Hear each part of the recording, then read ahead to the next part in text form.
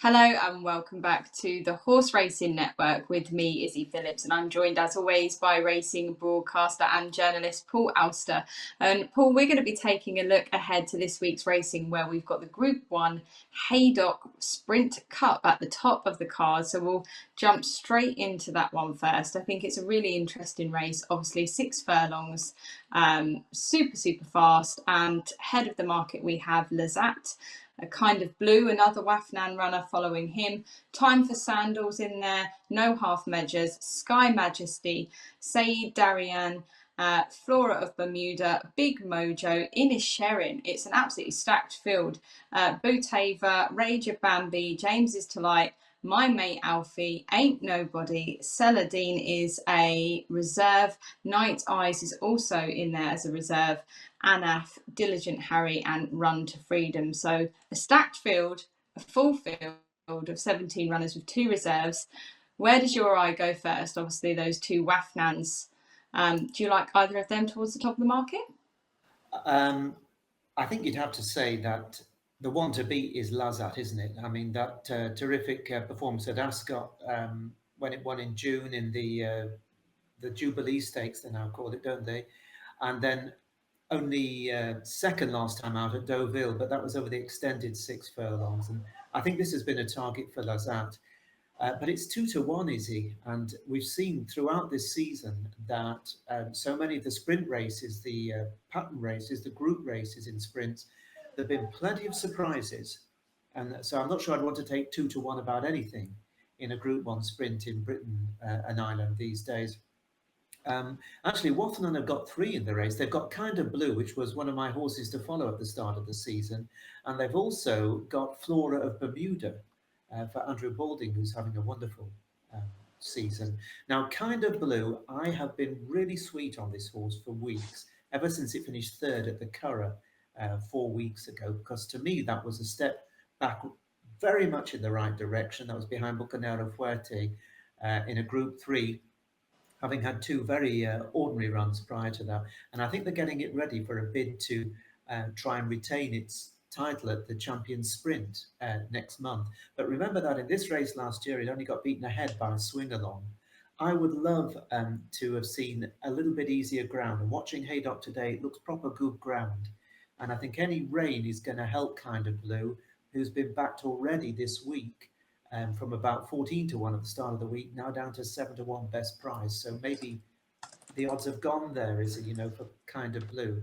Now, I've had a look at this race, and there are quite a few horses you can give a real chance to. And you really can't rule anything out, because even the horse that is the biggest price of all in the anti-pose market, Run to Freedom, remarkably, he's 66-1, having only been beaten 2 lengths when third in the July Cup last time. So it just shows you the depth and the fractions that there are between these horses. So without going into too many of them, um, I think Time for Sandals has got a big chance of bouncing back after being second at Goodwood last time out. That was over only 5 furlongs, really fast 5 furlongs in the race won by J.M. Jungle. But it previously won the Commonwealth Cup, hadn't it? Over 6 furlongs at Ascot. So it's back to 6 furlongs. It's got a really good record at 6 furlongs. Time for Sandals won't be far away. And then you've got Richard Hughes with 2 proper chances to win another Group 1. The first one is with No Half Measures, who, of course, won the July Cup, popped up at 66-1, beating Big Mojo, who's going to try his luck again. And it's sure to be thereabouts, I think, No Half Measures. But I just think that the other one of Richard Hughes's could be the most interesting. Saida Darian, only a 3-year-old, a filly, so she gets the 3-year-old's allowance and the filly's allowance. She won a Group 3 at York over 6 furlongs in very impressive fashion in the summer. And then last time out, just missed the kick at the worst possible time in a Group 1 5 furlong sprint. That was in the Nunthorpe, but then stayed on to finish only 4 lengths behind us 4 in 7th. Back to 6 furlongs, as long as she doesn't fluff her lines at the start. I wonder if Saida Darian, currently around a 12-1 shot each way, might be the best value each way, as long as the ground stays fairly decent, which I think it is. I think the rain showers that they've had have been missing Haydock for the most part, certainly as of Thursday afternoon. Yeah, I was just going to say the weather sort of shows a bit of both, really. You've got kind of Mm. scattered showers, and because they're scattered, it's really just how much of it is actually going to hit the race course. So it'd be interesting to see what the ground actually ends up like on Saturday, but it does look like it's generally likely to stay good. I've kind of gone a similar line to you, Paul. I fancy one that's also getting that double weight allowance, and I quite like William Haggis's Sky Majesty. You've got Tom Marquand on board. She's been really impressive, actually. She's won a couple of races, group races against her own sex. Obviously, she's stepping up here, both in class and racing against the boys as well. So be interesting to see how she gets on. I think she's quite a nice price at around 10 to 1. You can get on her at the moment, best odds. So she'd probably be where I'd go. Agreeing with you, outside of Lazat, who has a seriously impressive record over 6 furlongs. So, although he is 2 to 1, it's perhaps likely to be. It feels like a 2 to 1 winner, likely rather than anything else. But just a bit of a short price in a sprint. But I I would agree with you in terms of like this sprinting season that it's been a real lottery. There's been some really unusual results, like really big price winners kind of coming out of nowhere, horses underperforming, overperforming at different tracks, different places, different ground. There hasn't really been those standout sprint performers that have dominated this year. It's kind of been different yards and different horses every time, and I don't see any reason why this would be any different, to be honest with you. I think you could end up with another huge price winner here, but I do think that if Lazat shows what he's capable of, then 2 to 1's probably reasonable. I probably would have preferred that like 5 to 2 that's kind of gone everywhere now, Yeah. but yeah, outside of that, I think I'd probably stick with Sky Majesty. Obviously, William Haggis is still in really, really good form. So I feel like I come on every week and just say William Haggis is in really good form, but he is. So He is. I mean, we follow the form. he's amazing, isn't he, at keeping them on the top of their game throughout the Yeah. season. I mean, he's a wonderfully consistent trainer at the highest level, and you can't, overlook too much any of his runners. The one thing I would say about William Haggis's runners in handicaps, though, is that the bookies are always scared of them. So nearly always in the big handicaps, it's a William Haggis runner that's at the top of the market. Sometimes they warrant that position, but sometimes they're very much shorter than they should be. So it's worth sometimes waiting when you want to have a bet on one of William Haggis's in a handicap, because the bookies run scared and put them in very short Mm. early, being prepared to push them out if necessary. Yeah, so maybe a waiting game then on Sky Majesty for me on Saturday. But the Sprint Cup isn't all we have at Haydock. Just before that, at 3 o'clock, you've also got the Old Borough Cup as well. And there's a really interesting market here. Speaking of William Haggis and Tony Bloom, actually, here he is again, top of the market with the Reverend.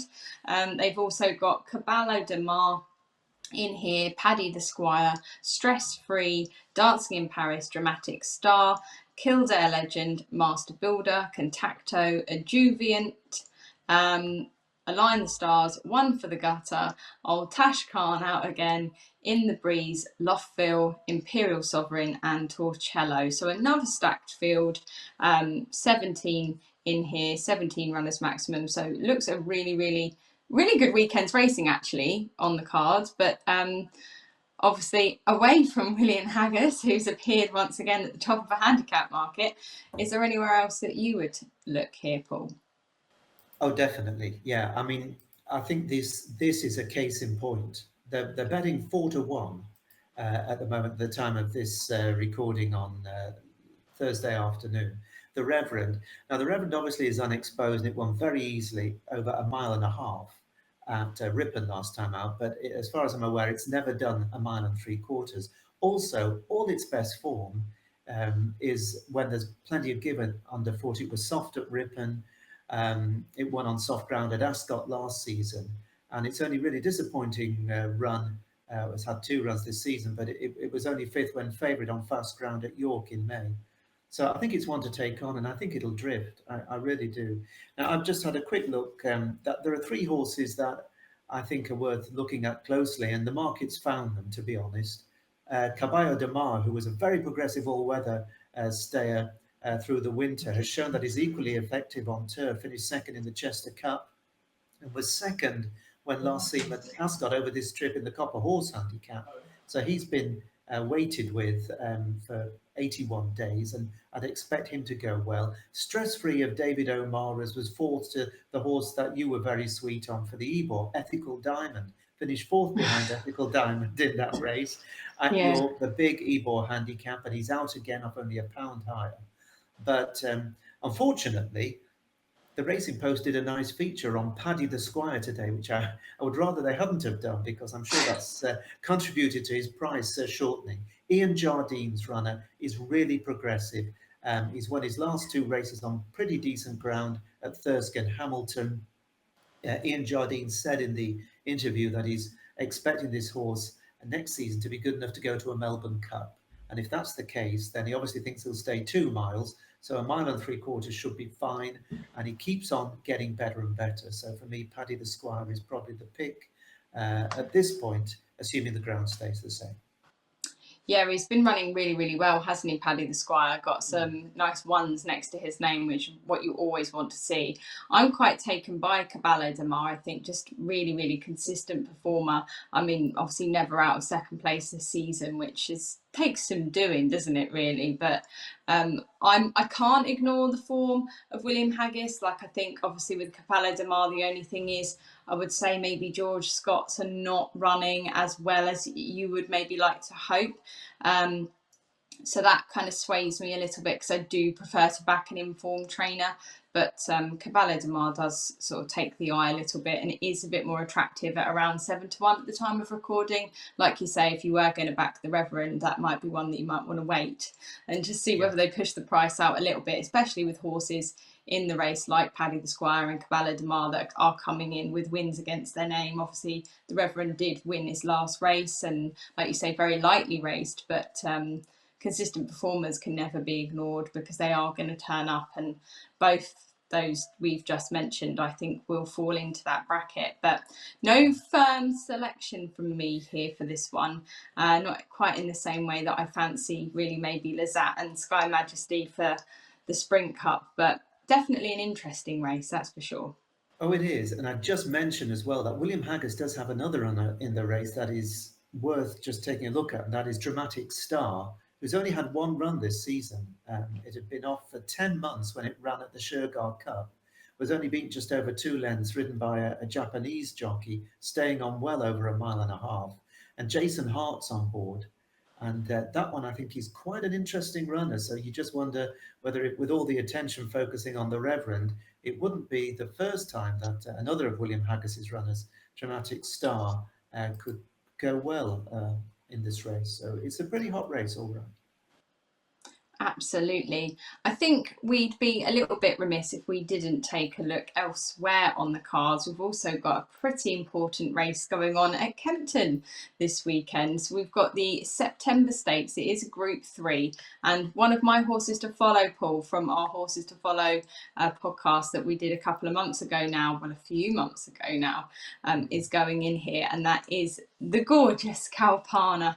Obviously, she ran in this race last year, and then she went on to win at the Champions meeting at Royal Ascot, and she's looking like she's going to try and follow in the footsteps of Enable, who won this race and then went on to win the Arc. And obviously that is Kalpana's target destination, is to win the Arc.